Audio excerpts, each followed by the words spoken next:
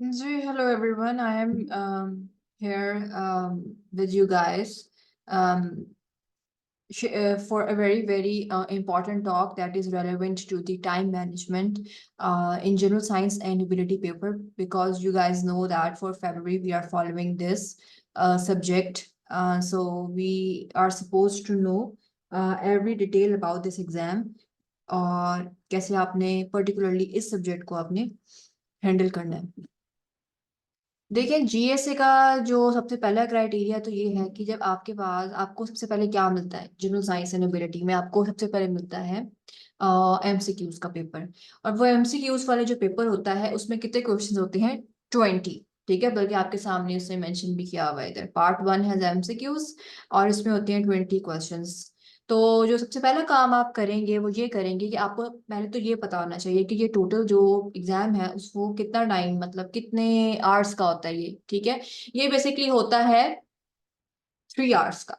ठीक है, 1 our has 60 minutes, तो 3 घंटे में कितने मिनट्स बने, यानी टोटल जो है 180 minutes. Right, so what you guys need to do is this कि आपने 180 मिनट्स को आप कितना एफिशिएंटली यूज करते हैं। एक तो आपको पता है कि तैयारी होती है, वो मैंने आपको तरीका उसका बताया है। अगला काम होता है कि आपने मैनेज कैसे करना है भाई पेपर को, आखिरी टाइम पे आपने कैसे लिखना है, वो होगा आपके लिए डिसाइसिव रोल। डिसाइसिव आप लोगों का एक एक्ट होगा जिसपे आप लोग जो हैं खुद ही अपने जिस तरीके से आप पेपर अटेम्प्ट कर रहे होंगे आप खुद ही फैसला दे रहे होंगे कि भाई ये मेरा क्लियर होगा कि नहीं होगा। ठीक है, and let me tell you guys कि मेरा दोनों टाइम जीए से क्लियर हुआ है। It was not difficult for me to ace this exam. तो आप लोग भी कर सकते हैं। तो इसका तरीका ये है, सबसे पहले तो ये कि आपको जब एमसीक्यूज का पेपर मिलता है तो उसको आपने अब देखें क्या लिखा हुआ है एमसीक्यूज के लिए जी, कितना टाइम है, मैक्सिमम 30 मिनट्स। आपने ये बोंगी बात नहीं सुननी। आपने अपने लिए एमसीक्यूज को मैक्सिमम टाइम देना है 10 मिनट्स, दैट्स इट। क्योंकि आपने वहां पे क्या करना होता है, जब आपको पेपर मिलता है आपके पास 4 ऑप्शन होती है, उसमें से कोई एक ऑप्शन होती है। तो जब आप उसको ऑप्शन को पढ़ते हैं तो ये या तो वो आपको आती है या वो आपको नहीं आती। तो बस आपको जो आता है उसको आप सर्कल करेंगे, और जो आपको नहीं आता आप बस जो भी आपको समझ आ रही होगी आप उसको मार्क कर देंगे और मूव ऑन करेंगे। इस पर आपने कोई ज्यादा टाइम नहीं लगाना है, जल्दी जल्दी ऑप्शंस करनी है, आप ऑब्वियसली पढ़ के करनी है। ये नहीं कि हम बगैर कुछ सोचे समझे आपने इधर उधर टिक वो सर्कल करते रहना चीजों को, ऐसा नहीं है। तो आपने जो है 10 मिनट से ज्यादा अपने एमसीक्यूज को टाइम नहीं देना, क्योंकि जिनको आता होता है वो उनका तो भाई वो 5 मिनट में ही कर लेते हैं, क्योंकि आपने सर्कलिंग करनी होती है। राइट ऑप्शन के अगेंस्ट आपको एक और दो शीट्स मिलती हैं। एक तो आपका क्वेश्चन पेपर होता है और आपको एक और शीट मिलती है जिसपे आपने वो जो रेलेवेंट ऑप्शन है उसका जो सोल्यूशन है उसके अकॉर्डिंग आपने सर्कल करना होता है। ठीक है, आपको वो 2 शीट्स देते हैं तो सर्कलिंग करनी होती है, वो 10 मिनट का काम है। ठीक है, उसमें आपने करनी है और वो आपका हो जाएगा। ठीक है, एमसीक्यू पोर्शन बाकी आपके पास। अब आप मुझे बताएं कितना टाइम बचा। 10 मिनट्स निकलते हैं 180 में से, अगर आप 10 मिनट्स निकालें तो आपके पास बचते हैं 170 मिनट्स।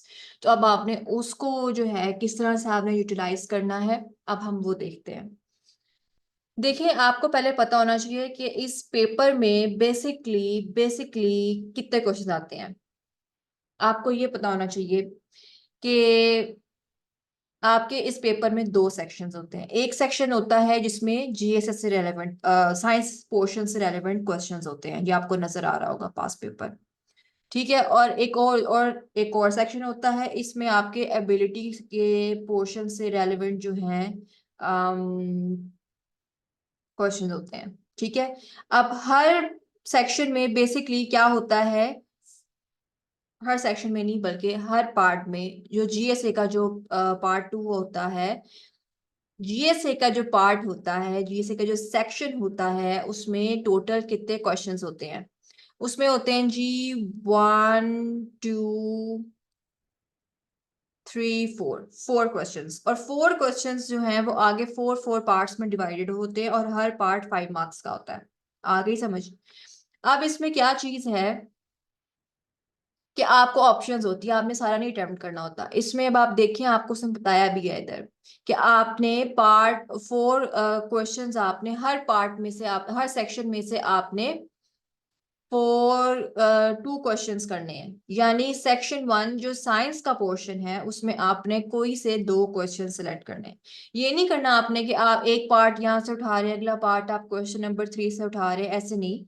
आपने यहाँ से देखना है कि या आप क्वेश्चन नंबर 2 करेंगे, या आप क्वेश्चन नंबर 3 करेंगे, या आप यहाँ पे ये वाला 4 वाला करेंगे, या 5 करेंगे। अब ये टोटल कितने हो गए, 4 क्वेश्चन हो गए ना। तो इसमें से कोई आपने 2 सिलेक्ट करना है और उस हर क्वेश्चन के सारे पार्ट जो हैं वो आपने सॉल्व करने हैं। ये क्या हो गया भाई।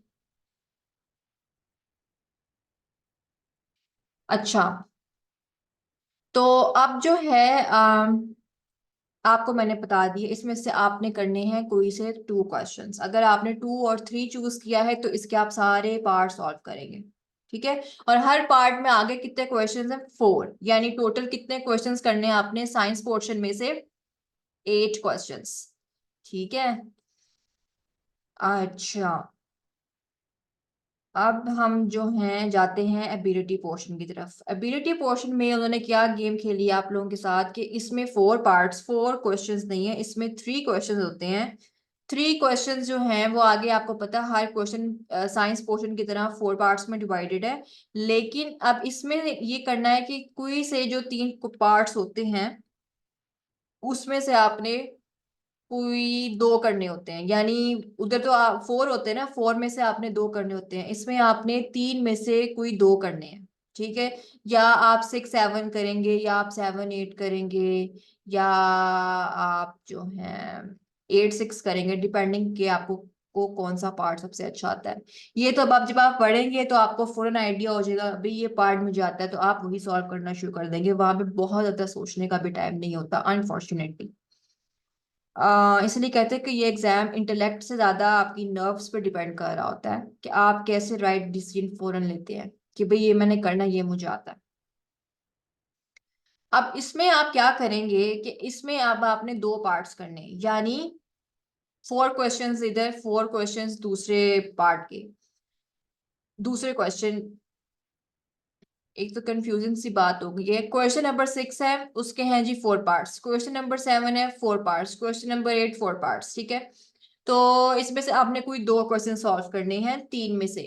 3 में से आपने 2 क्वेश्चन सॉल्व करने होते हैं एबिलिटी पोर्शन के, और हर क्वेश्चन में आगे फर्दर 4 क्वेश्चन होते हैं।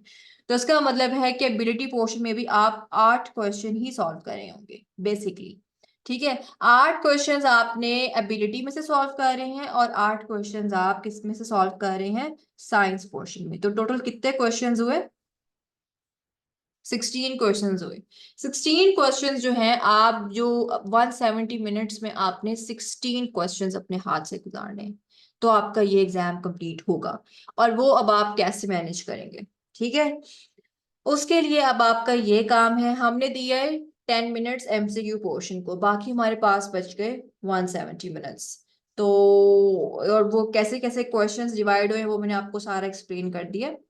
अब इसमें जो तरीका सॉल्व करने का ये है कि मैंने आपको बताया कि आप टोटल कितने क्वेश्चंस सॉल्व कर रहे हैं, आप 16 क्वेश्चंस टोटल सॉल्व कर रहे हैं। तो अब आप उसका इसका मतलब है कि आप हर क्वेश्चन को कितना टाइम देंगे, 10 मिनट्स। 10 मिनट्स आप देंगे हर क्वेश्चन को। जब आप 10 मिनट्स हर क्वेश्चन को देंगे तो टोटल कितने क्वेश्चंस हैं ईच पार्ट में, 4। यानी आप ई सेक्शन में 4 क्वेश्चंस है, और हर क्वेश्चन को आप देंगे 10 मिनट्स, तो टोटल 40 मिनट्स जो है वो आपका एक सेक्शन लेके जाएगा। यानी कि आप जो हैं 80 मिनट्स में आप 2 सेक्शंस कंप्लीट करेंगे। 80 मिनट्स जो है आप देंगे साइंस पोर्शन को, और 80 मिनट्स आप देंगे, किसको देंगे आप, एबिलिटी वाले पोर्शन को, टोटल।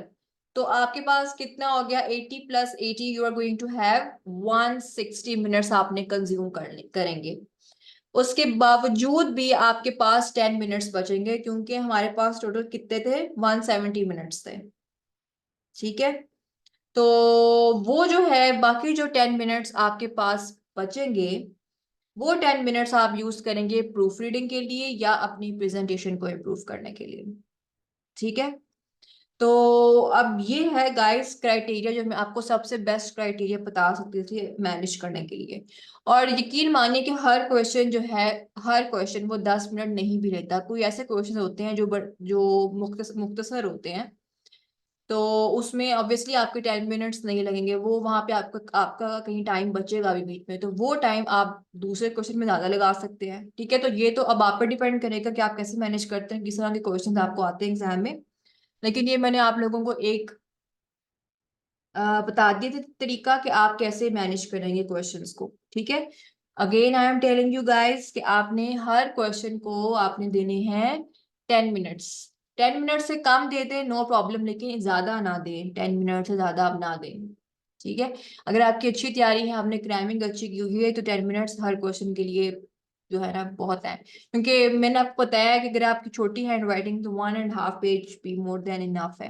तो 10 मिनट्स में हमें 1.5 पेज लिखना कोई इतना मुश्किल काम नहीं है।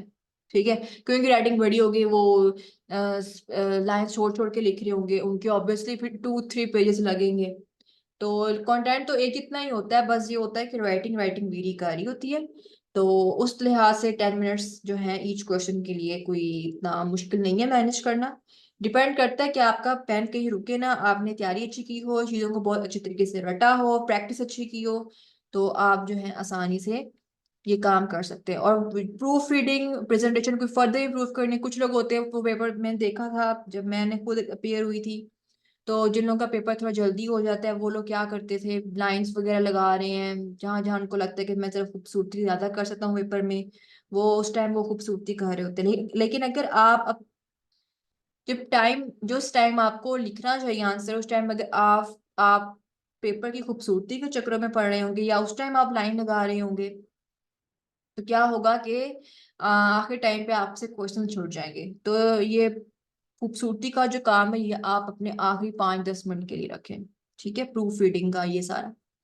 तो गाइस ये है सारा तरीका कि आपने जो है जीएसए को कैसे हैंडल करना है when you are in examination hall. सही है, थैंक यू सो मच।